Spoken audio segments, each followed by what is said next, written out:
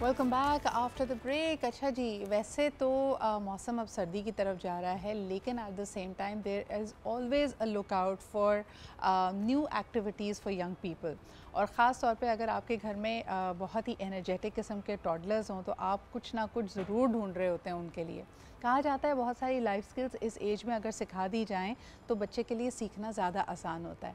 पाकिस्तान में हम इस पर शायद ज़्यादा काम नहीं करते, लेकिन दुनिया भर में हॉर्स राइडिंग से लेके पेंटिंग से लेके स्विमिंग तक टॉडलर्स को सिखाई जाती है। बल्कि आपने कई ऐसी वीडियोस देखी होंगी जिसमें बहुत कम उम्र के बच्चे अपनी देखभाल खुद कर पाते हैं, अपने कपड़े शपड़े संभाल कर, अपना नाश्ता बनाकर खा पी लेते हैं।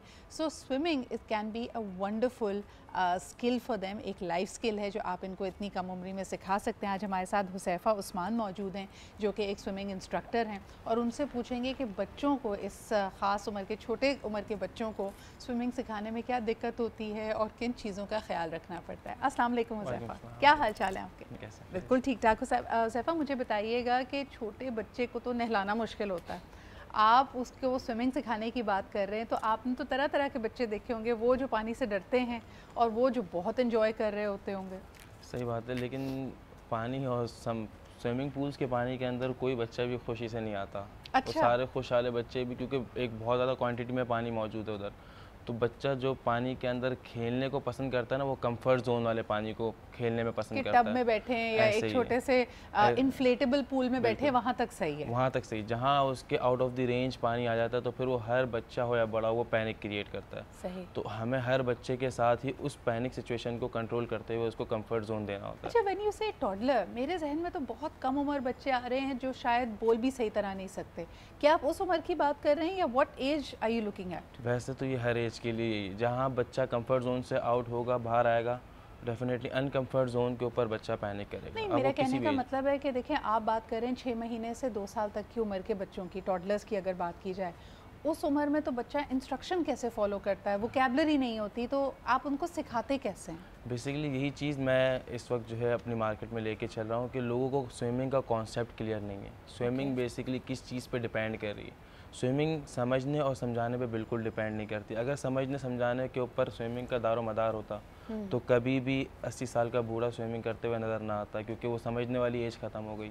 सही। 6 महीने का बच्चा कभी स्विमिंग ना करता। स्पेशली जो हमारे ओलंपिक, जो स्पेशल ओलंपिक जो होते हैं, जो ऑटिज़म बच्चे जो जाके स्विमिंग पार्टिसिपेट करते हैं, चैम्पियनशिप्स खेलते हैं, तो उनको तो समझने की सलाहियत नहीं होती, लेकिन वो भी चैम्पियनशिप्स खेलने और इंटरनेशनल लेवल पे जाके खेल कर आते हैं। वेरी तो इंटरेस्टिंग स्विमिंग, नोशन। तो उनको सिखाया फिर कैसे जाता है? यही स्विमिंग के पीछे जो कॉन्सेप्ट है ना, वो है टोटल मसल्स की ट्रेनिंग। ओके। जिस बॉडी में मसल्स मौजूद हैं, वो बॉडी जो है सर्वाइव स्किल्स के ऊपर जा सकती है मेन स्विमिंग के अंदर, क्योंकि स्विमिंग टोटल डिपेंड करती है मसल्स ट्रेनिंग के अंदर, मसल्स की ग्रूमिंग के अंदर। जहाँ मसल्स ग्रूम हो गए, दैट्स इट, वहाँ बच्चा स्विम करने लग जाता है। अब स्विम डिपेंड करता है कि आप स्विमिंग क्या है, किसको रहे हैं। इस वक्त जो हम बात कर रहे हैं, हम बेसिक लाइफ सेविंग स्किल्स को, स्विमिंग जो फ्लोटिंग है कंसिडर करते हैं। उसकी बात करें।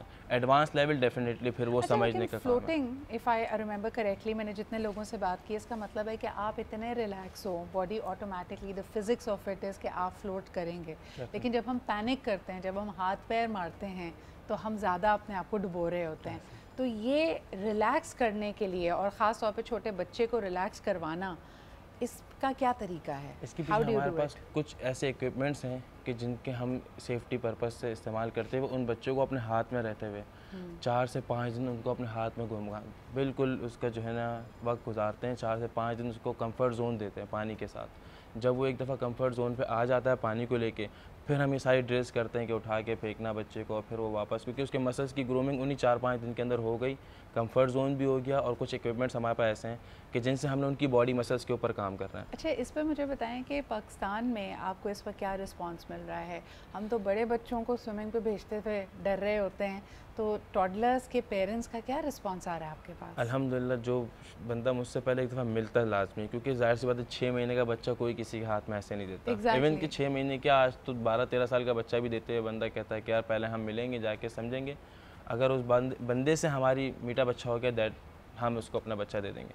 तो अल्हम्दुलिल्लाह मुझसे जो बंदा एक दफ़ा के मिलता है, टोटली सेटिस्फाइड हो गया था, क्योंकि जिस जगह पे वो मुझसे मिलने आ रहा है, ऑलरेडी वहाँ पे मेरे पास 4-5 बच्चे ऐसे होते थे जिनको मैं उनके सामने उठा के फेंक रहा होता था, और वो बच्चा माशाल्लाह ऊपर फ्लोट करते हुए आया था। तो वो चीज़ उनको नज़र भी आ रही थी, फिर मैं उनको कम्युनिकेट करता था उस तरीके से।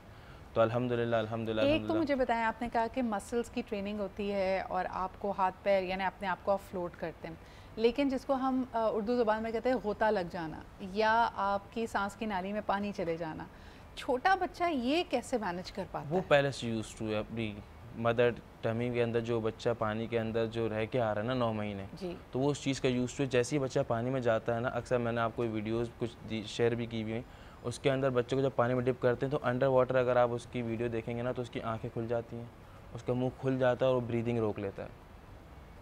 वो बच्चा इस चीज़ का use to within seconds हम उसको जो है वापस ऊपर ले लेते हैं। ये मसल मेमोरी होती है मसल उसके मेमोरी बाद। लेकिन ये एक बहुत ही छोटे बच्चे में होती होगी, और जो थोड़े से बड़े बच्चे हैं उनको आप ये कैसे सिखाते हैं? फिर उसको हम इस तरह समझाते हैं कि सारा काम है दिमाग का।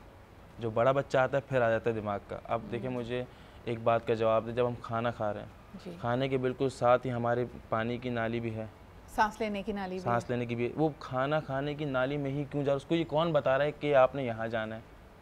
पानी पीते हैं उसके साथ ही नाली है खाने की, क्यों कभी पानी हमारा उस लेन में नहीं गया? क्यों? क्योंकि हमारा माइंड इस चीज़ को इतना यूज़ टू हुआ है कि वो दिमाग बता रहा है कि हाँ ये खाना है, तो खुद ब खुद ऑटोमेटिकली वो जा रहा होता है उस लाइन की तरफ।